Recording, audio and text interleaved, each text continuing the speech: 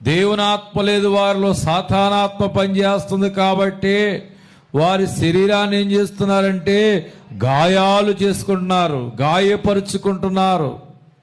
కొంతమంది కోపం వచ్చేసి తలకాయ తీసుకుని వెళ్ళి గోడకి గమికి గుద్దుకుంటారండి.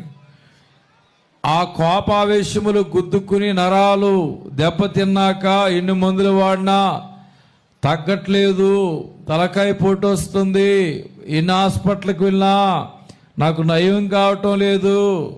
ఆనాడు కంగారు పడి తొందరపడి నేను తలను గుద్దుకున్నాను, ఇవాళ నా బాధ నేనే అనుభవిస్తున్నానని ఏడుస్తున్నారు.